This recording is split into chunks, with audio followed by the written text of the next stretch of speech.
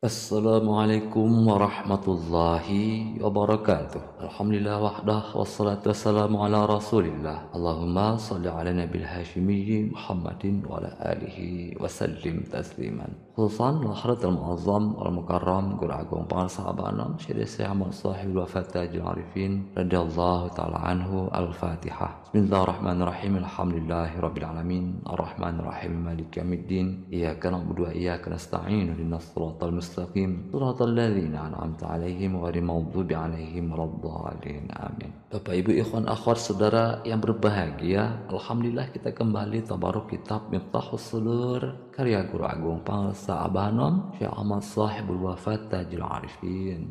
Di sini beliau menjelaskan di mana baginda Nabi Muhammad SAW bersabda, yaitu kepada seorang sahabat yang bernama Abu Zain Al-Uqaili, "Ala adulluka ala malakil amri alladhi tusibu bihi khairai dunya wal akhirah." Ya Abu Zain, maukah aku tunjukkan kepadamu suatu perkara yang sangat luar biasa fundamental, yang dengannya kamu mendapatkan dua kebaikan, dunia dan akhirat? Abu Zain pun menjawab, "Qala bala, ya saya menginginkannya ya Rasulullah."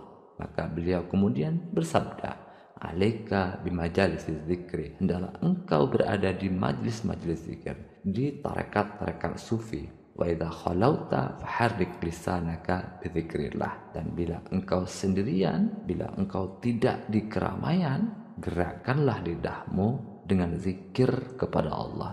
Jadi ini merupakan keutamaan zikir lisan, zikir yang kita amalkan dengan lidah kita. Kalau sebada salat fardu, ya zikir jahar, zikir nafi isbat pada kalimat la ilaha illallah. Tetapi di dalam kehidupan ini, waktu terbanyak itu adalah sendirian ya Bapak Ibu. Kita banyak sendirian di dalam kehidupan ini. Entah di kebun, entah di pasar ketika tidak ada pelanggan, entah di jalanan, dan lain sebagainya. Waktu-waktu kita yang sendirian itu dianjurkan oleh baginda Nabi Muhammad SAW agar kita tetap menggerakkan lidah kita untuk berzikir kepada Allah. Faharrik lisanaka bidzikrillah.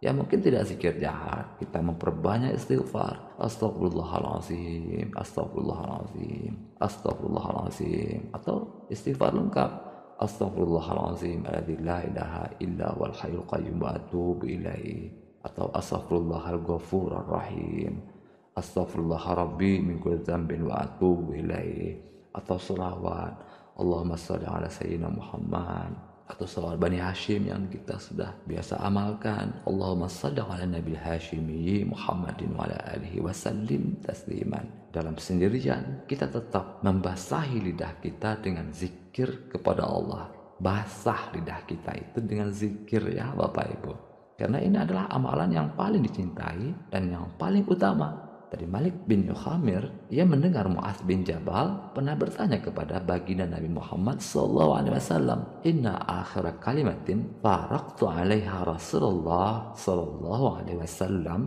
qultu." Sesungguhnya akhir perkataan kalau aku berpisah dari baginda Nabi Muhammad SAW, waktu itu aku bertanya, "Ya Rasulullah," kata Mu'adz bin Jabal, "ayul a'mali ahabbu ilallahi au afdal?" Amalan apakah yang paling dicintai oleh Allah, atau amalan apakah yang paling utama di sisi Allah? Beliau sallallahu alaihi wasallam menjawab, "Antamuta walisanuka ratbun min dzikrillahi ta'ala." Sehingga engkau meninggal dunia dan lidahmu tetap basah dengan zikir kepada Allah.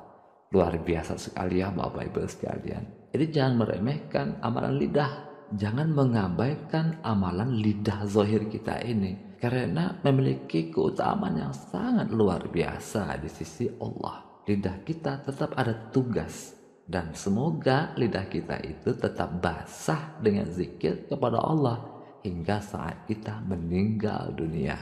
Masya Allah, ini luar biasa sekali ya Bapak Ibu. Jadi zikir itu walaupun kelihatannya kecil, walaupun kelihatannya remeh, tetapi memiliki keistimewaan yang luar biasa di sisi Allah Subhanahu wa Ta'ala.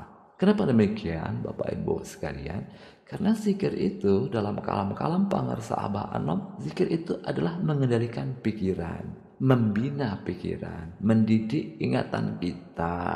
Makanya kata pangarsa Abah Anom, kenapa kita diajarkan dua zikir itu? Qadiriyah itu zikir jahar, Naqsyabandiyah itu adalah zikir khafi, adalah untuk membina pikiran kita. Alat untuk membina pikiran kita.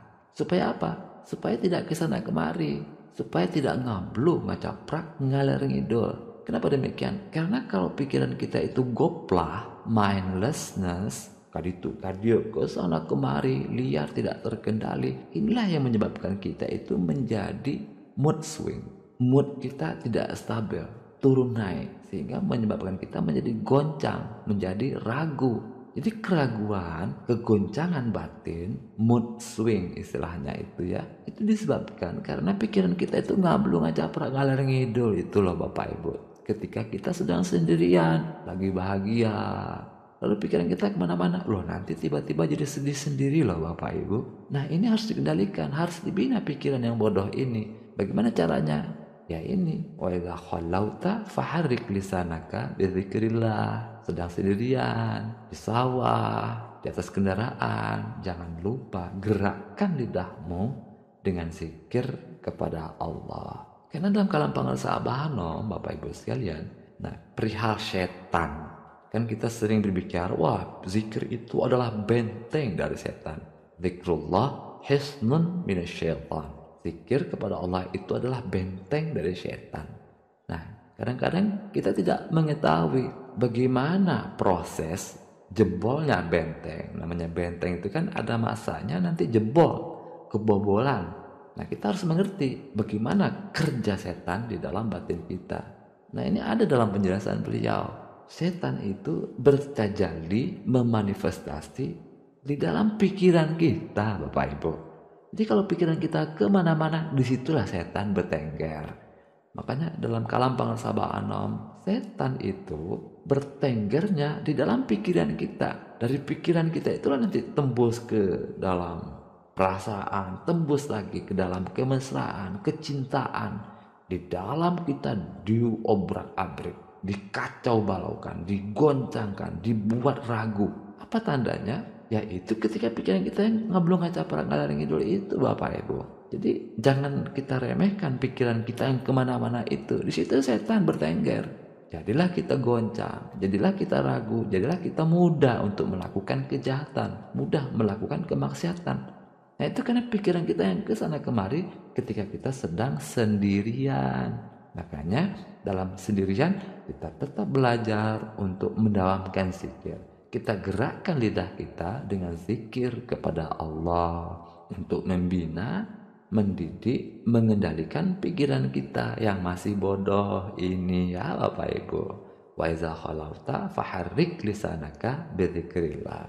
Apabila engkau sedang sendirian, engkau tidak di keramaian, gerakkanlah lidahmu dengan zikir kepada Allah. Baik, itu saja yang dapat kita pelajari pada kesempatan kali ini. Semoga ada hikmah dan barokahnya untuk kita semuanya. Khususan Lahlatul Mu'azzam wal Mukarram Guru Agung Pangarsa Abah Anom Sayyidi Syamah Sahibul Wafat Taj Arifin radhiyallahu ta'ala anhu. Al-Fatihah. Bismillahirrahmanirrahim. Alhamdulillah rabbil alamin. Ar-Rahmanir-Rahim Maliki yaumiddin. Iyyaka na'budu wa iyyaka nasta'in. Ihdinas siratal mustaqim. Siratal ladzina an'amta 'alaihim ghairil maghdubi 'alaihim waladdallin. Amin. Allahumma salli ala nabil hashimiyyi Muhammadin wa ala alihi wa sallim tasliman. Allahumma salli wa sallim wa barik alaihi. Wassalamualaikum warahmatullahi wabarakatuh.